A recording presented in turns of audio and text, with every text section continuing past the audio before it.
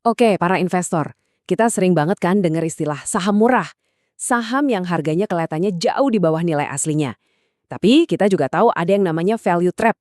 Saham yang murah, ya karena memang ada masalah. Hari ini kita bakal bedah salah satu studi kasus paling menarik di bursa kita. PT Wijaya Karya Bangunan Gedung alias WG. Pertanyaannya simpel tapi penting banget. Ini beneran harta karun terpendam atau cuma jebakan Batman? Yuk kita cari tahu bareng-bareng. Oke, kita langsung to the point aja ya. Coba lihat perbandingan ini. Harga saham WG di pasar itu cuma 58 perak. Padahal nilai buku per sahamnya atau gampangnya nilai aset bersih per lembar sahamnya itu ada di Rp205. Ini artinya pasar ngasih diskon lebih dari 70%. Nah, sebagai investor, pertanyaan pertama yang harus muncul di kepala kita adalah kenapa bisa begini? Apa sih yang bikin pasar setakut ini sama saham ini? Mari kita selidiki. Nah, buat cari tahu jawabannya, kita harus mundur sedikit ke tahun 2025.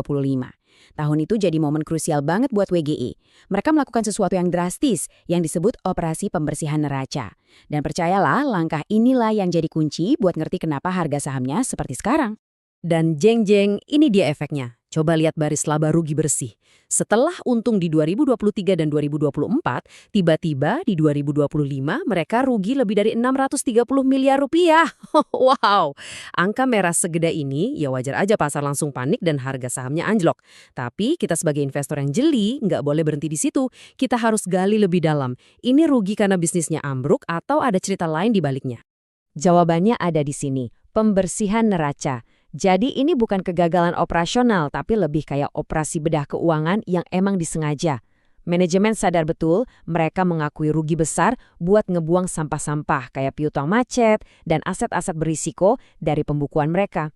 Tujuannya, mengorbankan 1 tahun yang buruk demi laporan keuangan yang jauh lebih sehat, bersih dan jujur ke depannya. Buat kita, ini sinyal bagus, artinya angka-angka ke depan jadi jauh lebih bisa kita percaya. Oke, setelah bersih-bersih rumah, sekarang waktunya membangun lagi. Dan pondasi baru WG ini dibangun di tempat yang paling strategis se-Indonesia saat ini. Ibu Kota Nusantara atau IKN. Dan buktinya gak main-main. Lihat nih, begitu neracanya kinclong, WGE langsung bisa sikat proyek gede. Mereka berhasil dapat kontrak senilai hampir 2 triliun rupiah dari proyek pembangunan di IKN. Ini bukan cuma angka pendapatan lo, tapi ini jaminan kerjaan buat beberapa tahun ke depan. Sebuah fondasi yang kokoh banget untuk memulai pertumbuhan yang baru. Sip. Jadi kita udah lihat nih, penyakit masa lalunya udah diobatin dan prospek ke depannya cerah banget di IKN. Sekarang kita balik lagi ke pertanyaan awal. Dengan semua informasi ini, harganya sekarang itu murah beneran atau enggak? Yuk kita bandingin apple to apple sama industrinya. Coba perhatiin tabel ini baik-baik. Fokus kita ke baris paling atas, price to book ratio. Angka ini nunjukin seberapa besar pasar ngehargain aset bersih perusahaan. Rata-rata industri dihargai 1,4 kali lipat dari nilai bukunya. WG cuma 0,28 kali. Gampangnya gini, setiap aset WG senilai 100 perak, di pasar cuma dihargai 28 perak. Kebanting banget kan? Metrik-metrik lain di bawahnya juga ceritanya sama. WG diperdagangkan dengan diskon yang luar biasa dalam. Nah, biar lebih kebayang, lihat aja grafiknya. Tuh, lihat kan, jomplang banget. Batang pendek di kiri, itu valuasi WG, dan yang menjulang tinggi di kanan, itu rata-rata industrinya. Nah, jurang inilah yang jadi inti dari potensi investasi di saham ini. Ada potensi nilai yang belum terlihat oleh pasar. Dan ini bukan cuma kata kita loh, analis pasar aja sampai bilang extremely underpriced. Kalau udah pakai kata extremely, itu artinya diskonnya emang udah kebangetan.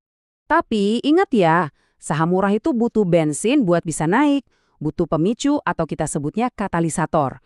Di sisi lain, kita juga harus sadar ada ranjau alias resikonya. Kita harus bedah dua-duanya biar adil.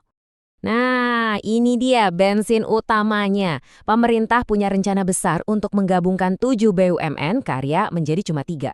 Kalau ini kejadian, perusahaan gabungannya bakal jadi raksasa yang jauh lebih sehat dan efisien. Buat WEG, ini bisa jadi momen pembukaan gembok yang selama ini menekan valuasinya. Catat tanggalnya, targetnya akhir tahun 2026. Eits, tapi jangan senang dulu. Di mana ada peluang, di situ ada resiko. Ini dia ranjau-ranjau yang wajib kita waspadai. Kas mereka masih tipis, rencana merger itu bisa aja telat atau malah nggak jadi. Suku bunga naik, biaya pinjaman bisa bengkak. Proyek IKN yang segitu besarnya pasti punya resiko eksekusi yang besar juga. Dan terakhir, kurs rupiah yang naik turun bisa ngaruh ke biaya. Semua ini kalau sampai terjadi bisa bikin harga sahamnya tetap di situ-situ aja. Oke, jadi kesimpulannya gimana? Di satu sisi, kita punya saham dengan valuasi yang murah banget, neraca yang udah dicuci bersih, plus punya mesin pertumbuhan baru dari IKN. Tapi di sisi lain, risikonya juga nyata dan nggak bisa kita anggap remeh. Pada akhirnya, semua kembali ke satu pertanyaan paling penting, apakah manajemennya mampu mengeksekusi semua rencana turnaround ini dengan baik? Jawaban dari pertanyaan itulah yang bakal menentukan apakah WG ini adalah turnaround story yang kita cari atau cuma sekedar perangkap nilai.